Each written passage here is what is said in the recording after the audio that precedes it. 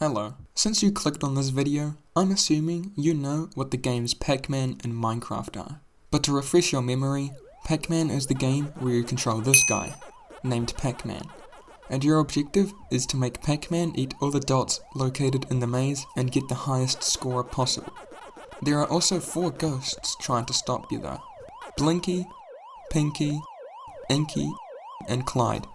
They all utilize different algorithms in an attempt to touch Pacman, similar to what popular YouTubers and rappers do to children.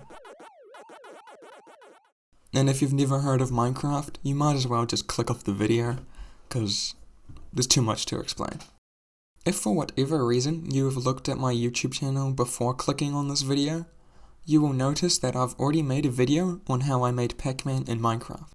But that version of Pacman was very buggy, and it didn't feel like the original Pacman.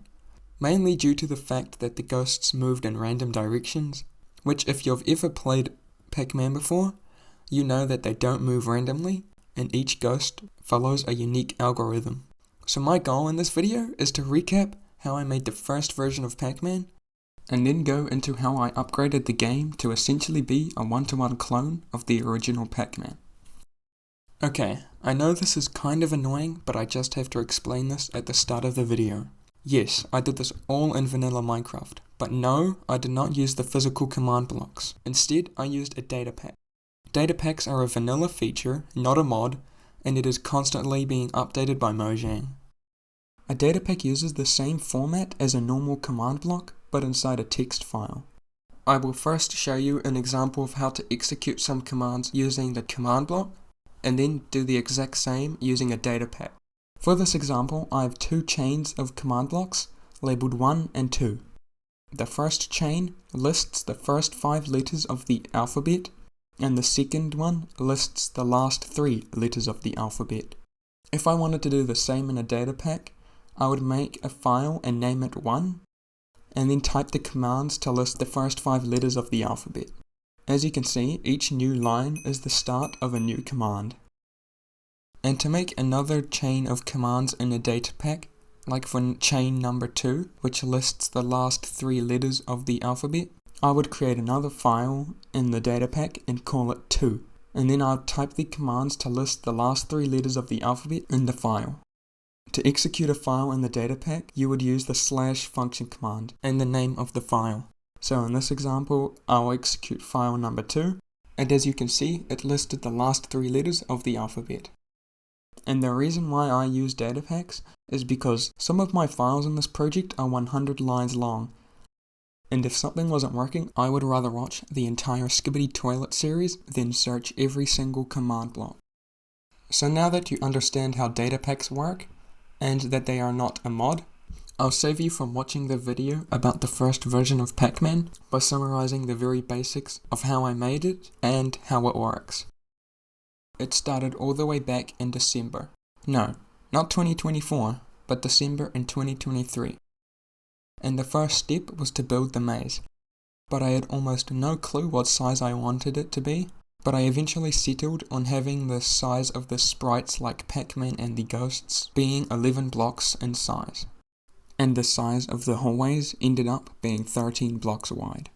Using the scale forced me to make the maze 204 blocks wide and 244 blocks tall. But the maze didn't look like this in the first version. It looked like whatever the hell this was. And since I can't be bothered to record footage on my first version of Pacman, let's just pretend that the maze always looked like this. So now the next step was to add the sprites. I started with Pacman, but to make him useful and behave like Pacman, I need some sort of entity to control him and essentially act as the brain of Pacman. And what better candidate for this than the armor stand? Armor stands are great because I can track their position, detect what blocks or entities are near them, and they can be teleported.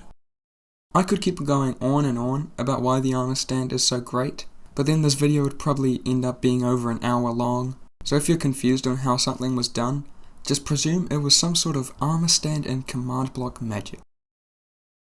I made a 1 block wide tunnel throughout the entire maze. It only serves one purpose, and that is to be a replica of the maze for the armor stands. The pallets ghosts, and Pacman will be controlled by their own armor stand that lives in these 1x1 tunnels. So now let me explain to you how I was able to do just that. Each armor stand is given a name similar to how you watching this video probably have a name. But in Minecraft it's called tagging because I can assign multiple tags to an entity. The red ghost has 2 tags.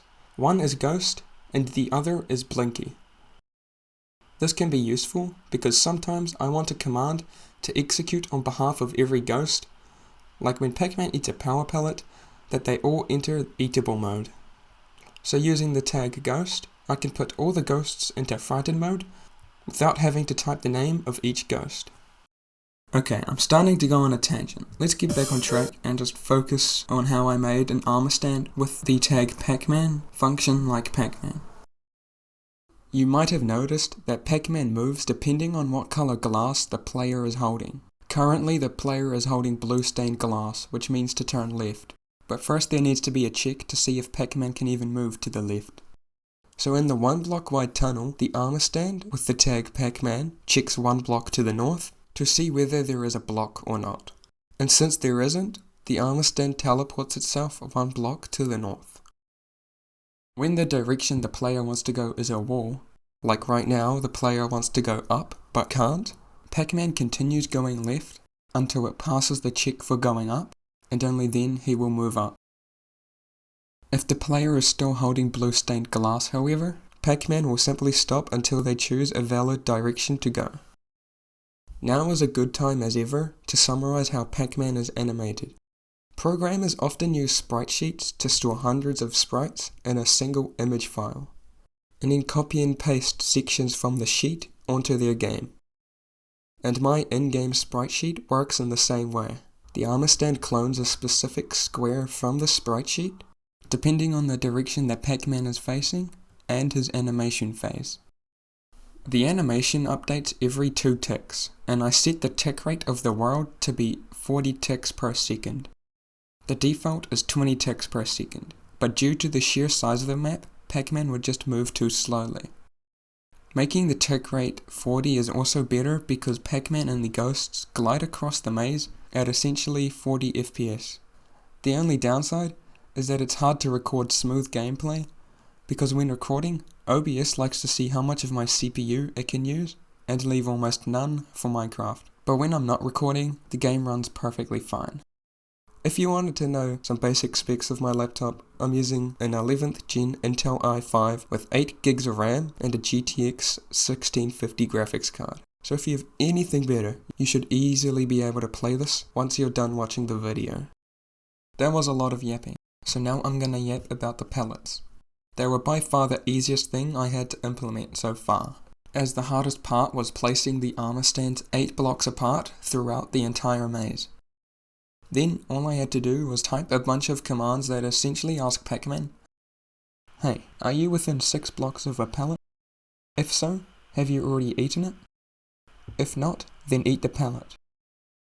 And add the tag eaten_pellet to the pellet's armor stand, so Pacman cannot eat it again. And lastly, add 10 points to the score. However, if the pellet was a power pellet, then add 50 points to the score and make the ghosts edible for 10 seconds. Wait, what ghosts? I still haven't implemented them yet. Since this is still the first version, I decided the ghosts should move randomly because I was too lazy to think of how to make each ghost follow a unique algorithm. It took about a week of head bashing to even get random movement working though, because the /random command did not exist at the time.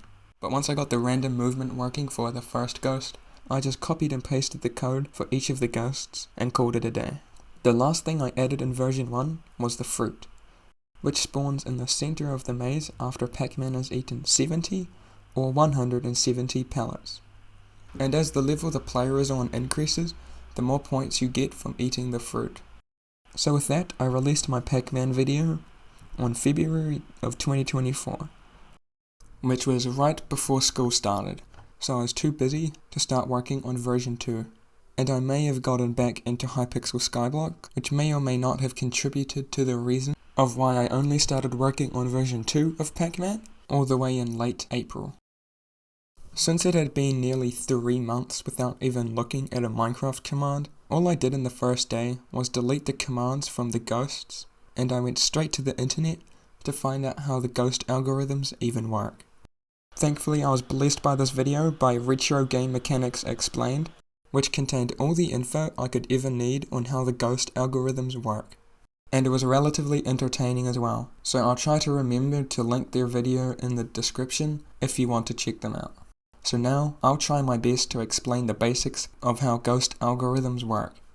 Each ghost has a target tile, and they take the shortest possible path towards their target tile. The algorithms that decide where the target tile is on the map is unique for each ghost. I should also make note that I will sometimes refer to the word algorithm as AI, because Retro Game Mechanics Explained called the ghost algorithms AI, and secondly, because it's easier to say. Blinky's AI is the simplest out of the 4 ghosts, as the target tile was located on top of Pacman. The hardest part, however, was coding a way for Blinky to take the shortest path possible to his target tile. After 3 weeks of frustration, I had managed to do just that. So now let me try my best to explain how Blinky works, and if you understand it, it's totally because I left out some technical detail, and definitely not because it is actually as simple as it seems. Firstly, there are 4 checks done at the armor stand of Blinky to test if one block to the north, east, south, and west are valid. In this example, only east and south are valid directions. North isn't a valid direction because ghosts cannot turn 180 degrees, and to the west there is obviously a wall in the way. Since east and south are the valid directions, only 2 armor stands with the tags B down test and B right test are summoned 1 block next to Blinky in their respective directions. Then an armor stand is summoned at Pacman's position with the tag B_target. This armor stand is the target tile for Blinky. To make Blinky choose the direction that is shortest between himself and the target tile, a command is ran to teleport B_target to the nearest test_direction armor stand. Next, 4 commands are run to test which armor stand B_target teleported to. Since it teleported to B down test, a scoreboard player called Move Blinky Direction is set to 4, which allows Blinky to teleport 1 block to the south. Now that's essentially how Blinky's AI works for each tick of the game. This process happens 40 times per second, which allows Blinky to smoothly take his path towards Pacman. The target tile system works the same for all the ghosts, where they take the best possible direction to get to their target tile. The only thing that is different about each ghost is where their target tile was located. So let's get into how the second ghost, Pinky, decides where their target tile is. Thankfully, Pinky's target tile was quite easy to implement, because her target tile is 4 tiles in the direction Pacman is facing. I made 1 tile equal to 8 blocks in Minecraft, because that's what my good friend ChatGPT told me to do. This means Pinky's target tile is 32 blocks in the direction that Pacman is facing, except for when Pacman is facing up. Due to a bug in the original Pacman, when Pacman is facing up, Pinky's target tile is 4 tiles up and 4 tiles to the left. I purposely included this bug in the game to make it feel more like the original. Making Pinky only took 3 days because I just copied Blinky's code and added some commands that teleport the target tile 32 blocks in the direction Pacman is facing. The third ghost, Inky, however, did not take 3 days to do. Instead, it took me 3 weeks. So let's get into how Inky works, and then I'll go into why he was such a pain to code. Firstly, the distance between Blinky and 2 tiles in front of Pacman is taken. Then, it is rotated 180 degrees. And the end of this line is where the target tile for Inky will end up being. Now that doesn't seem too complicated, but the first major hurdle was thinking of a way to get the distance between the rotation point and Blinky. To do that, I first had to find a command that would be able to get the coordinates of Blinky and the rotation point. Thankfully, ChatGPT had my back, He taught me a new command that would let me store the X, Y, or Z coordinates of an armor stand in a scoreboard. Now with the coordinates of the rotation point and Blinky, I can do some math to get the distance between them. I did this by taking the coordinates of the rotation point and subtracting Blinky's coordinates from it. Now if I were to draw the lines of dx and dz from the rotation point and make these vectors into one line, you might notice where that line ends up is Blinky's coordinates rotated 180 degrees around the rotation point. So using this command, I can store the tiger tile location by taking the coordinates of the rotation point and subtracting Blinky's coordinates. I just did it twice for the X and Z values respectively. It was about 2 weeks in, and I'm basically on the home stretch to getting Inky done. All I had to do was teleport an armor stand called I_target to the correct location and it was GG. But this is Minecraft, so of course there isn't a command that lets you teleport an entity using values on a scoreboard. The only workaround was to type these 88 additional commands which round up the X and Z coordinates to a multiple of 8, and then teleports the I_target armor stand to those coordinates. And then Inky takes the shortest path possible to get to I_target. Now I don't think I conveyed how much of a pain this stupid ghost was to code. Everything from thinking of how I could rotate the distance between Blinky and the rotation point, to making sure I intentionally included the bug for when Pacman is facing up, so that Inky's target tile is also affected by it. And that's all without even mentioning I thought I had Inky's AI working until editing this video, when I realized it was all wrong. So I had to spend another week fixing Inky to work correctly and pretending like nothing went wrong in the first place. Inky was by far the hardest ghost to make, so surely the last ghost couldn't be more of a pain, right? Yes, that actually is right. I suspect the creator of Pacman also had a hard time with Inky, since the AI for the last ghost is relatively simple. Meet Clyde. He has a unique name that doesn't rhyme with the other ghosts, and that is because unlike the other ghosts, he doesn't really want to catch Pacman. Clyde's target tile is normally on top of Pacman, just like Blinky. However, when Clyde is within 8 tiles of Pacman, his target tile is moved to the bottom left corner of the maze. Clyde makes it look like he is trying to catch Pacman, but whenever he is close, he changes his mind and goes to his little corner. So to recreate Clyde in Minecraft, I just copied Blinky's code and replaced the word Blinky with Clyde. Then I spent some more time changing other boring details of the code, and then within a couple of days, Clyde was born.